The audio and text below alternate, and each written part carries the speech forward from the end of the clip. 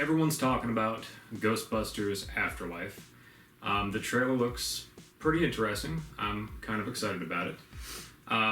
But really, we're here to ask the question, has enough time passed that we can finally talk about the 2016 reboot? I think so. Okay. Now, let's talk about the trailer for a quick minute. It does look pretty cool. One. Yeah, the new one. To me, it looks like they're really taking it serious. Yeah. And it is kind of a cool concept with, well, we assume it's Egon's grandchildren. Yeah, I mean, he's the only one that is actually dead. So. Yeah.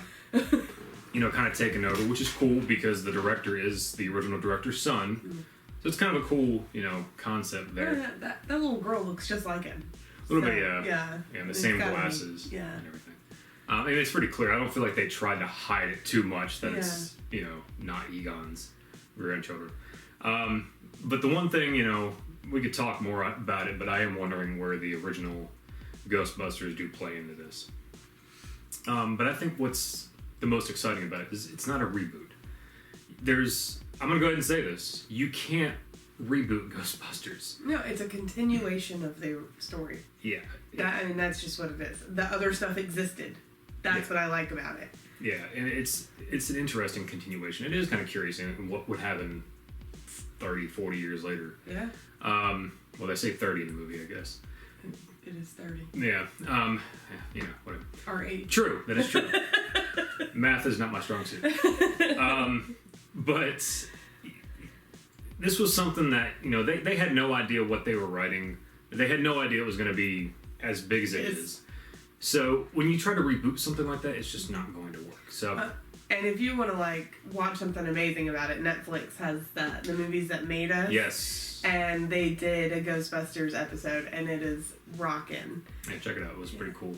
So with that being said, my wife has wanted to talk about the 2016 reboot since for a while. 2016. Yeah. I don't have much of an opinion on this one because I'm a man. And a man does not have an opinion on this movie whatsoever. And if you've read the critics out there, and every review I read from critics was tearing apart how bad the script was. Mm-hmm. But as soon as that came out, he's sexist. You're sexist. Blah, blah, blah. I'm like, oh my God, is this really what the world's come to? Now, this is all I'm going to say. I saw the trailer. Actually, no, let me step back. I remember when I first heard about it, and that it was going to be an all-female cast, I was like, it's kind of weird. Seems kind of unnecessary. I don't know why you can't do a blended cast. Yeah. But I do remember when I found out who was going to be in it, and I remember I told her, I was like, "Oh yeah, they're rebooting Ghostbusters." Okay, and then I told her who was in it. She was like, "Oh." Yeah. Now, why were you like that though? Because the comedy styles of all those people are. Not Ghostbusters? No, they're not very subtle. But the four ladies that are in there, Melissa McCartney, her comedy is very in your face. And I love Gilmore Girls. And I think as a just regular actress, I think, honestly, even in there, I think she could have done very well had the part been written well for her. And that's what I told him. I was like, if they don't make her like a fucking moron, she can do it. I know she can do it. But Kristen Wiig, my most experience I had with her was Bridesmaids, which was always also with Melissa McCartney, and it was just they're just a little in your face. And then with that real quick, I do remember she was like, "Oh, it's gonna be Ghostbusters meets Bridesmaids." And that's really what my thought was, and I was just like, Ghostbusters isn't that. So that to me was the biggest problem. Again, I'm going to keep saying this over and over again. I had nothing to do with it being an all-female cast. When I saw the trailer, it looked awful. It was joke after joke after joke after joke after joke. And I'm like, here's the thing with Ghostbusters. To me, I feel like the script came first, and then the jokes came naturally. Mm-hmm. Which made sense. I mean, the cast was basically, SNL alumni. Yeah. And it felt very natural, but it didn't seem forced in any way. And I felt like with this one, what I'm watching is that the jokes came first, and then there was a script thrown in there somewhere. I mean, I did not watch 10 seconds of that where they didn't try to do a joke. I mean, everything from when they're showing the Aldridge Mansion. It's joke after joke after joke after joke after joke. Yeah. All the way to the end scene when they're in the battle.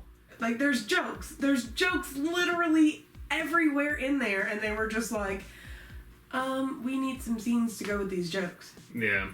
And I'm like, I laughed at a couple. Don't get me wrong, some of the jokes are actually kind of funny, but not for what it is. And that was what was upsetting. Well, and that's what made the first one so special, was because, again, the jokes weren't coming at you left and right.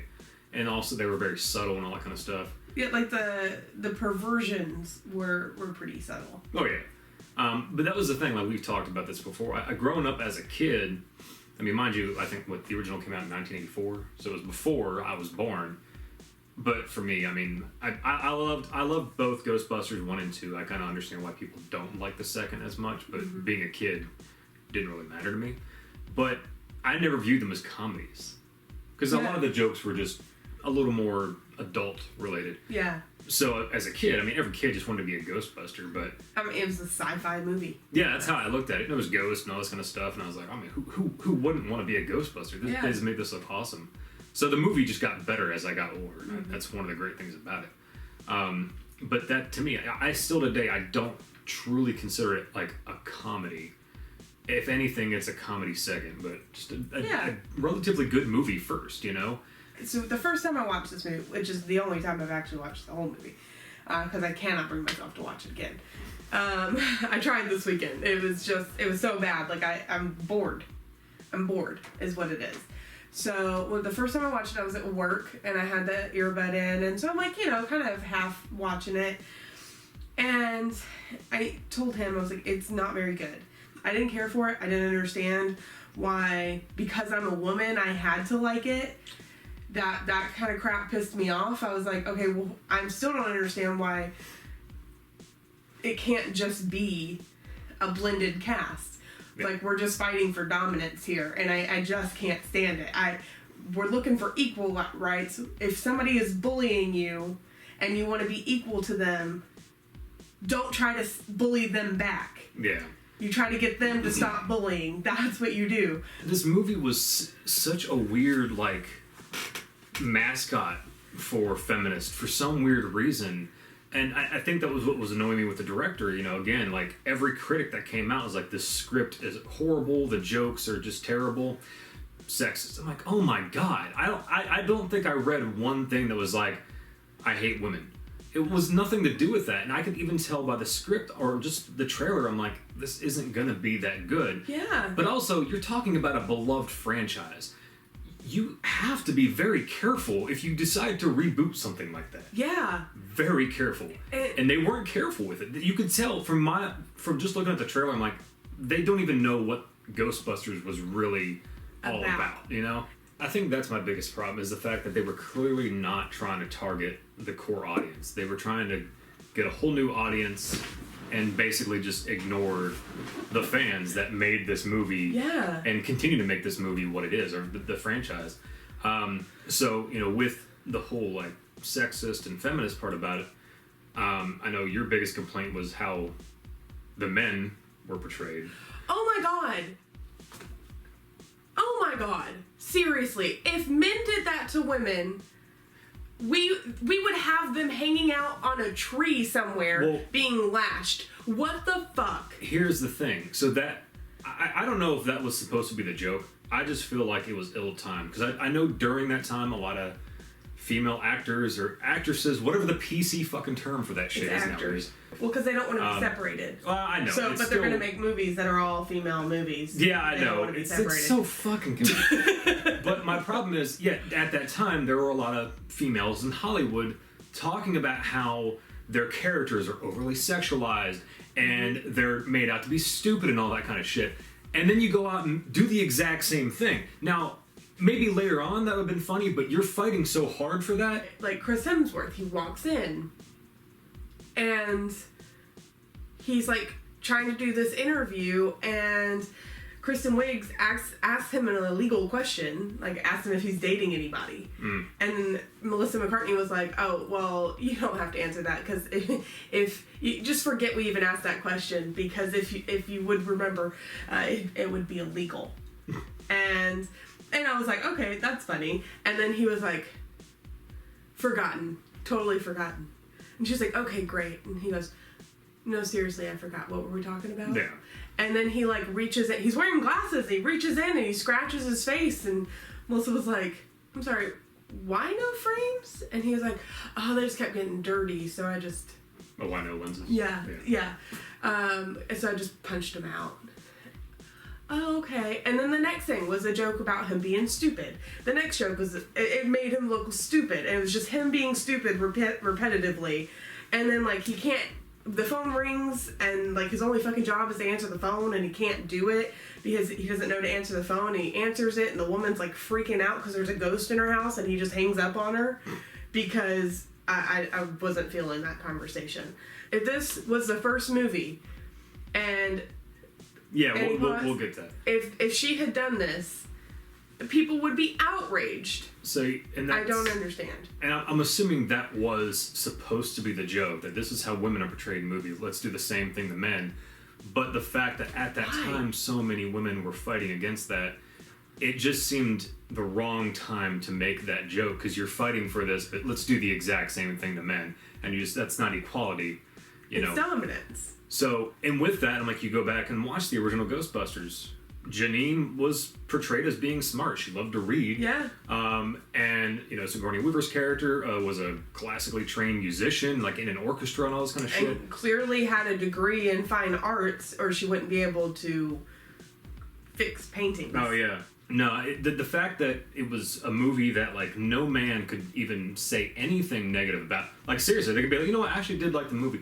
But, no, stop you right there, you sexist. Jesus Christ. Mm-hmm. James Roll from Cinemassacre made a video talking about how he's like, I don't really have a desire to see it.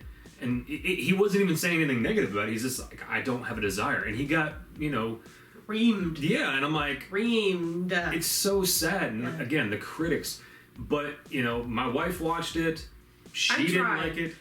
It's all about the writer. I think what the actresses were given, they executed it well for what they were given. Honestly, I don't blame them for any of it. I don't care. I mean, a shit script. Yeah, the person who wrote it is the person who gets the flack for it. If that was a woman, which I'm pretty sure it was a dude. I think it was a man, yeah. And then put a bunch of women in there to sell it because he knew it was shit.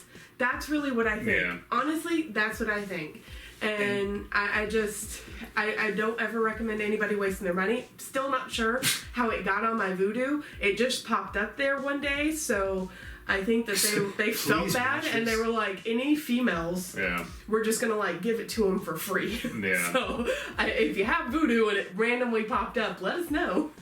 Yeah, and there was one other thing I don't want to talk about, to further exaggerate that I am not sexist in any way. When this came out, I'm not at all. I was like, okay, what if they didn't do all female cast? What if they did an all male cast? Yeah. And I, honest to God, can't think of anyone I would be okay seeing. What kind of like group could you think of? And I think of like Adam Sandler. I would hate that. I do like Adam Sandler movies. Adam Sandler and all his peeps. No. Yeah, I was like, I could see that, but I wouldn't like it. It would not be Ghostbusters or Judd Apatow. With I love Knocked Up, 40-Year-Old Virgin. Love those movies, but I would not want to see like Seth Rogen, Jonah Hill. And I'm surprised you could throw Paul Rudd in there. Yeah. And I don't have a problem with him being in this one. So again, obviously, I can't really criticize the movie too much because I haven't seen it. I have no desire to see it. Once she watched it and was like, no. Yeah. I didn't like the trailer. Watched a little bit of it. I mean, while I was watching it. So and it just wasn't. It's not his thing. It's not my thing. If it's your thing, great. Yeah, I mean, awesome. It's fine. I'm glad that they made something you enjoyed. Yeah. To me, it was such a weird, like, push for feminism and all that kind of stuff. But it was just, that was a sad attempt. That's what they were trying to accomplish. The Oceans movie with all women a wonderful movie. I loved it. It was funny. It was well written. It was great. I loved that Ocean's movie. I think it was Ocean's 11. It's sad that they felt that putting all women into this was gonna sell it. If they had done a blended cast, it still would have done poorly, but it would have not set back women. I mean, honestly. Oh, man. And it's sad that it's still like something that comes up. You know, I can't remember, kind of off subject, the recent movie that came out.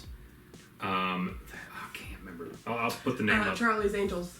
Is that what you're talking about? No, it wasn't that. There was another. No, it was that. Charlie's It was Angels, Charlie's yeah. Angels when they rebooted it. Elizabeth Banks wrote it and directed it. Yeah, and she came out saying that men don't want to see women in an action role, and I'm like, okay. People were like ripping that apart on memes, like Aliens. Was it Atomic Blonde? Yeah. I mean, Kick-Ass. The best part of that movie was Hit Girl. Red Sparrow. Yeah, I mean, there's stuff everywhere with women in action roles. So that's my argument. And it was men don't want to see that, but at the end of the day, it has nothing to do with if it's male or female. It has to do with the fact that if the script is good and the movie's good, then that's what matters. You want to make a movie, you want good feedback, make a good movie. Thank you. Simple as that. So, well, yeah.